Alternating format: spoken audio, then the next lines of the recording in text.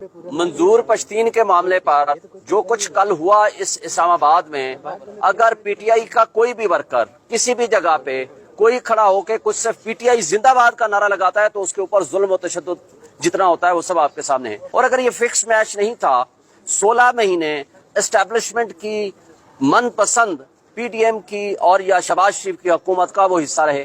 16 مہینوں نے ایک دن اعتراض نہیں کیا۔ اب ان کو یہاں لا کر کے ریڈ زون میں بٹھا کر اگر یہ فکس میچ نہیں تھا تو بتا دیں کہ ان کے خلاف پھر کیا ایکشن لیا ہے ایڈمنسٹریشن نے، کیا ایکشن لیا ہے کہ ہماری عسکری قیادت نے، کیا ایکشن لیا ہے کہ کسی اور ادارے نے۔ تو اس سے یہ ظاہر ہوتا ہے کہ یہ صرف عمران خان کا پختونخوا میں ووٹ تقسیم کرنے کی نیت سے ان کو فیسیلیٹیٹ کیا جا رہا ہے، اور یہ ہے اصل وجہ کہ اس کو اسلام آباد میں لا کر کے اور اس طرح کا فکسڈ میچ کے ذریعے تقریریں کرائی۔ اسٹیبلشمنٹ اور ان کی پی ٹی ایم کی جماعتوں کے یہ سپورٹر رہے، ایک لفظ نہیں بولا، تو آج وہ کون سا فکس میچ تھا کہ نہ 144 کی خلاف ورزی کے اوپر کوئی ایکشن ہوا، نہ کسی نے اس سے اوپر پوچھا۔ ہمیں تو کوئی خوف نہیں ہے، اگر تو واقعی اس حد تک رہنا چاہتے ہیں، آئین کی بالادستی، قانون کی حکمرانی، آئین اور قانون کے تابع تمام ادارے ہونے چاہیے تو اچھی بات ہے، لیکن جو ان کے نعرے تھے ہم تو ان سے اتفاق وہ والے نہیں کرتے جو انہوں نے آرمی کے خلاف جس انداز اور جس طریقہ کار سے ان کے خلاف انہوں نے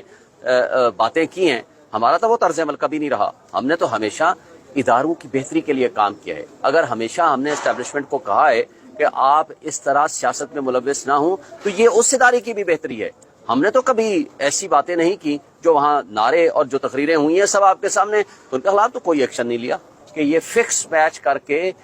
ایسی کوئی تنظیمیں نہ بنائیں کہ جو کل کلا آپ کے اپنے ادارے کے لیے نقصان دہ ہو۔ دیکھیں، سارے طبقے، سارے ادارے وہ ان کی آشیرواد سے ایک قدم آگے نہیں بڑھا سکتے، ان کے سب کچھ کنٹرول میں ہے، ان کو مارشل لا لگانے کی ضرورت کیا ہے؟ مجھے آپ بتا دیں کون سا ادارہ ہے جو ان سے پوچھ کے فیصلے نہیں کر رہا؟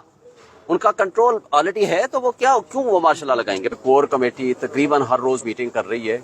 اور اس میں بڑا واضح طور پر ہم ایک پالیسی ڈیسیژنز لیتے ہیں، اور وہ پالیسی ڈیسیژنز میجورٹی بیسڈ ہوتی ہیں، اوپینین ڈفرینٹ ہوتی ہیں، اور ڈفرینس آف اوپینین کا مطلب یہ نہیں ہوتا کہ کوئی ایک مختلف رائے رکھے اور دوسرا مختلف رائے رکھے تو ایک دوسرے کے درمیان اختلاف ہو گیا ہے۔ مختلف الآراء ہونے کے بعد پھر جو میجورٹی جس پہ فیصلہ کرتی ہے وہ پالیسی ڈیسیژن بنتا ہے اور وہ پالیسی ڈیسیژن امپلیمنٹ ہوتا ہے۔ تو میری نظر میں کسی قسم کا کوئی نہ ابہام ہے، نہ کوئی کور کمیٹی کے درمیان کسی قسم کا کوئی اختلاف ہے۔ اختلاف رائے اگر کوئی ہو تو وہ کسی بڑے مقصد کے تحت ہوتا ہے کسی بھی پالیسی ڈیسیژنز کے اوپر، اور پھر جب یونانیمسلی یا میجورٹی ویو سے ایک فیصلہ ہو جاتا ہے وہ امپلیمنٹ ہوتا ہے۔ اور آپ کو پتا ہے کوئی بھی ہو، 4 بندوں کی میٹنگ ہو،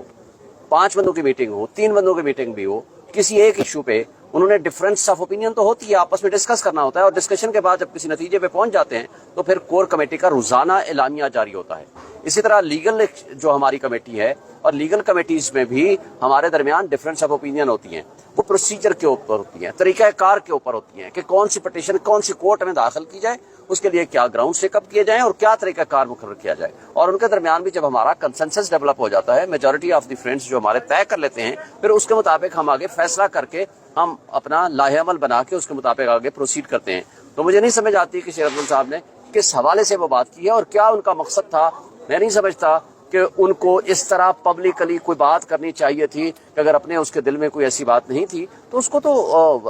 گروپ کے اندر بیٹھ کے بات کرنی چاہیے تھی، اس کو لیگل کمیٹی میں بیٹھ کے بات کرنا چاہیے تھا۔ اگر وہ لیگل کمیٹی سے ہٹ کے کوئی بات کرتا ہے، اور آپ کو پتا ہے کہ یو کے بیسڈ این جی او نے جو ریفرنس دیا ہے وہ بھی شیر افضل صاحب کا نام وہاں آ رہا تھا کہ ان کی شاید کنسنٹ سے انہوں نے وہ شروع کیا، حالانکہ میرا خیال ہے کہ ایسا ہونا نہیں چاہیے تھا، ان کی شاید انوالومنٹ بھی نہ ہو،